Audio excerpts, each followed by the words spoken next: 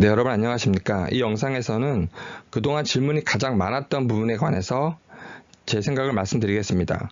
많은 분들이 이런 댓글 보셨을 거예요. 어떤 것은 인정하겠다. 다 인정하겠는데 그것이 살았을 때 민 것이 아니라 이미 다 모든 사태가 끝나고 죽은 정민이를 유기하는 방법으로 유기하기 위해서 민 거라면 그런 설도 있을 수 있는데 왜 그런 가능성을 모두 배제하고 이야기하느냐 이렇게 설명하셔서 질문을 주신 분들, 그래서 제가 답변을 드린 적이 있어요. 간략하게 1%라도 의식이 있을 때 밀면 그게 331이다. 이렇게 설명을 들었음에도 당연히 질문을 또 계속 하십니다. 다양한 가능성을 고려를 하지 않는 게 이해가 안 된다. 도저히 왜 이런 의문을 갖지 않는지 이해를 못하겠다. 진실되게 궁금하시는 분이 있어서 제가 설명을 드리겠습니다. 형법에는 그 다른 책임과 달리 민법이라든가 행정법이라든가 헌법 사건, 기타 다른 사건과 다르게 엄격하게 책임을 물어야 되기 때문에 학설이 되게 발달되어 있어요. 대륙법에서는, 우리나라에서는. 그래서 여기에 관한 그 사실의 착오라고 해서 구속요건적 착오에 관한 학설이 굉장히 발달되어 있고 저희 대법원의 판례도 나와 있습니다. 다양한 경우가 있을 수 있다는 걸 일단은 이해해 주시고, 그다음에 제가 항상 일반론적인 거는 최대한 설명을 줄여서 설명을 드리겠습니다. 그래서 그냥 간단히 넘어가시면 돼요. 이렇게 많은 사례가 있을 수가 있고 여기에 관한 학설과 우리나라 판례가 있다. 한 예로서 설명을 드리면 1984년도 대법원 판례인데 여기 보시면 그 구타, 폭행으로 상해를 입은 사람이 정신을 잃고 빈사 상태에 빠져서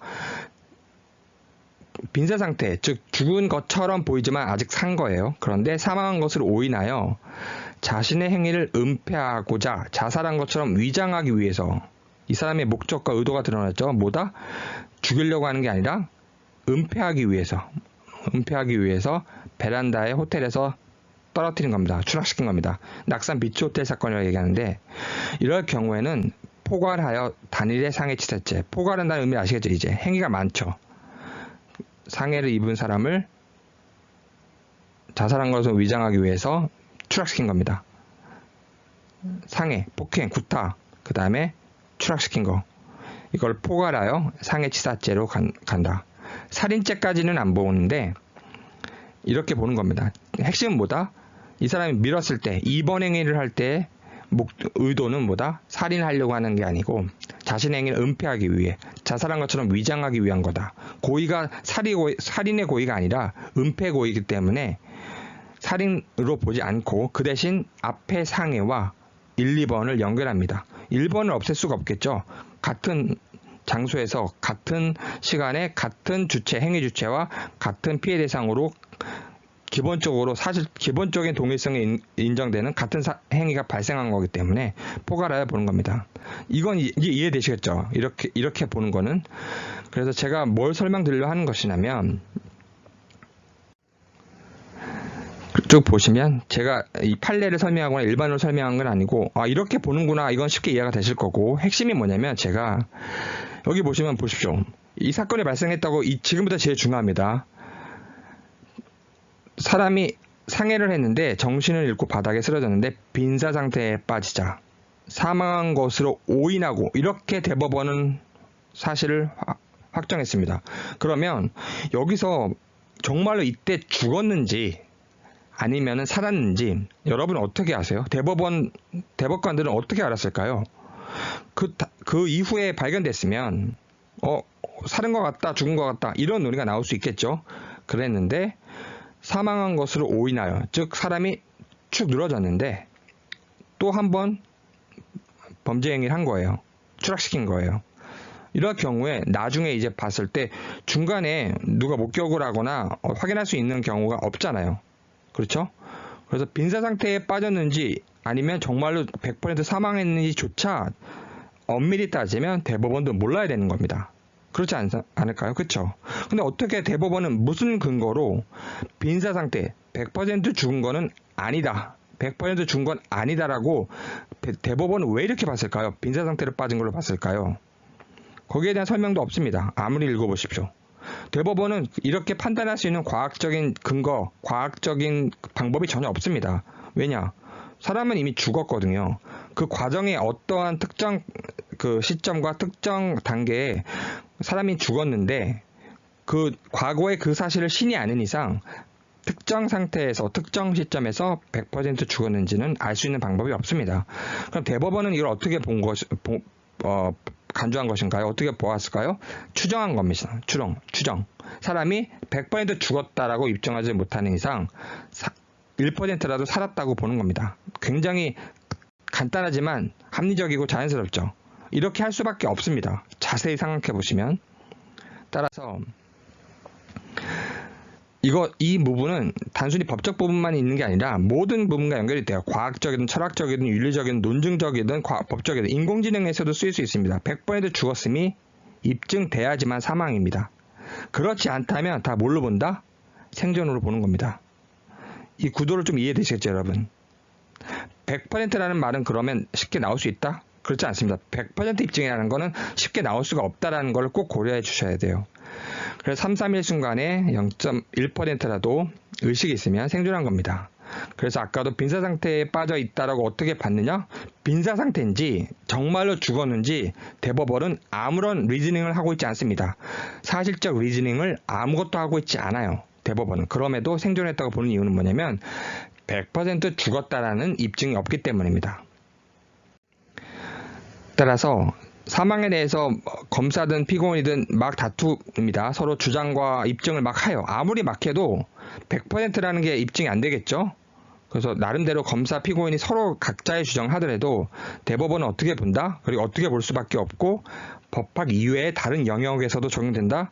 사망하였다는 100% 입증이 없으면 사망하지 않았다라고 추정하는 겁니다.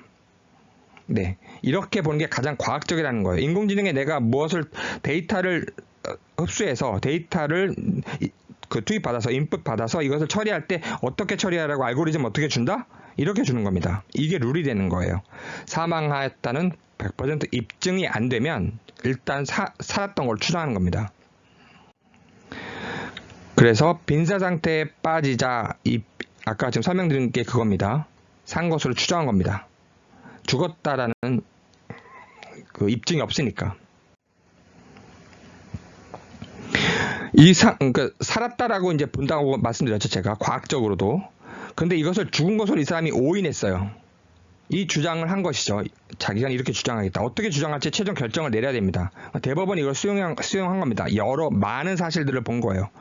저는 죽었는지 알았어요. 이 말을 대법원이 수용해 준 겁니다. 그럼 만약에 산 것으로 인식했다라고 본다면 대법원이 산 것으로 내가 볼 때는 대법관들이 이제 회의를 하겠죠. 자기네들이 이제 심증을 자기네가 각자 갖기 위해서 여러 가지 회의도 하고 토론도 하고 합니다. 그러면 미국 같은 경우에는 판결문으로서 미리 가상적으로 판결문을 써서 그걸 돌려봅니다. 우리나라는 그렇게까지 안 해요. 미국은 별도로 의견을 많이 내고 서면으로 내고 굉장히 길게 내기 때문에 이렇게 아무것도 남지 않는 썰을 푸는 게 아니고 그런 구두로 하는 것도 중요하겠지만 기본적으로는 판결문을 미리 작성해서 서로 돌려봅니다. 미국 같은 경우에는 그 기록에 남겨야 되기 때문에 기록에 남기는 걸 엄청 중요시 생각해요. 우리나라랑 다릅니다. 산 것으로 인식했다면 어떻게 본다? 살인의 고의입니다. 그럼 대법원은 어떻게 봐준 거다? 죽은 것으로 오인했어요. 이 말을 받아준 겁니다. 대법원이. 여러 가지 상황상. 근데 그렇게 안 받았으면 어떻게 본다? 상해 치사가 아니라 어떻게 본다? 산 사람을 추락시킨 거기 때문에 살인 고의를 보는 겁니다. 따라서 이 사건에 이것을 적용해 보면 3, 3일 때 죽은 것으로 알았다. 친구가 이렇게 얘기를 해요. 나 죽은 것으로 알았다. 그러면 여러 가지 다양한 가능성이 나오는데 절대 무죄는 아니라는 거죠. 다양한 게 나옵니다. 변수도 많고 다양하게 고려돼야 돼요. 하지만 절대 무죄는 나올 수 없습니다. 저 죽은 것으로 알았으니까 이걸 고려해 주세요. 이 정도입니다. 그랬는데 산 것으로 알았다. 죽은 것으로 알았어요. 이렇게 주장했지만 받아들여지지 않았어요. 그래서 우리가 볼 때는 살았고 산 것으로 추정하는 건 말씀드렸죠. 산 것을 너가 알았다. 죽은 것으로 그렇게 오인하고 이런 게 아닌 것 같다. 그럼 뭐다? 살인의 미필적 고의. 제가 판례 영상에 올려놓으신 거 있죠? 그 판례를 한번 참고해 주세요. 민 것이든 구조 의무 불이행이든 살인의 밑필적 고의, 살인죄가 되는 겁니다. 그래서 어떻게 주장하는 거는 친구, 즉 로펌이 할 일이죠. 어떤 경우에든 무죄는 안 나옵니다. 이제 아시겠죠, 여러분? 어떻게 돼야 되는 건지. 그리고 두 번째 주제는 오늘 이 영상에서 제가 간략하게 설명을 드리는데, 제가 굉장히 정말 생각을 그동안 많이 했는데 간략하게 제 생각만 이제 말씀을 드리겠습니다. 많은 사실들이 드러났기 때문에. 이 장면 아시죠? 2.18 사진. 여기 아직도 의문이 있어요. 아직도 안 풀린 미스테리. 아무리 봐도 이건 스케이트보드거든요. 정말 미스테리 아닙니까, 여러분? 미스테리. 영원한 미스테리. 일단 그 부분을 말씀드리려는 건 아니고, 여기에 관한 더 이상의 사실이 없기 때문에 미스테리다. 하지만 굉장히 중요하다. 그러면 보십시오, 여러분. 이 장면은 이제 여러분께서, 다른 분들 이걸 분석하고 계신데, 저는 이 분석을 한 번도 한 적이 없습니다. 여기서는. 왜냐하면 의미가 없어요. 아무것도 드러나지 않습니다. 100% 죽었다고 하는, 지금 설명 다 드렸죠. 100% 죽었다라고 볼 수 있는 근거가 없기 때문에 그 이후의 행위가 더 중요하지. 일단 제가 오늘 설명드릴 건 뭐냐면, 지금 이 자세는 뭐다? 가방을 챙겼죠. 그리고 휴대폰 보고 있죠. 누구 휴대폰인지 모르겠지만 일단 뭐 하고 있죠. 그러면 여기서 이제 데이터 내용, 이용한 내역도 있고, 제가 말씀드리고 싶은 것은 뭐냐면, 준비하고 있었다 이거죠. 제가 볼 때, 이제 보니까. 이제 제 개인적인 생각입니다. 이거는 아버님한테 제보한 사람의 4가지 사건이죠. 겹쳐 누워있고 매우 가까이서 보셨대요. 주머니를 뒤적거렸다. 정민이 주머니를. 가방을 챙겼다. 주머니를 뒤져서 휴대폰을 뺐고 자기 가방 챙기고. 뭐 하는 건가요? 이게 뭐 하는 걸까요, 여러분? 제가 오늘 개인적으로 제가 의문을 갖는 건 준비한 거다. 뭘 준비했을까요, 그러면? 또 이거는 또 쭈구리가 안 주고 휴대폰하고 누굴 부를 수도 있고 통신할 수도 있고 누구랑 연락할 수도 있고 또 나란히 눕고, 그러다가 331이 온 겁니다. 제가 말씀드리고 싶은 건 뭐냐면, 우리가 알고 있는 폭행 얘기라든가 이런 뭐 칼로 금, 마약 이런 얘기 전혀 그 부분이 아니고, 제가 말씀드리고 싶은 건 뭐냐면, 뭐 한 거다 이게? 제가 볼 땐 준비한 거다. 제가 볼 때는 오늘이어서 제가 생각해 본 건데, 준비한 거다 이게 다.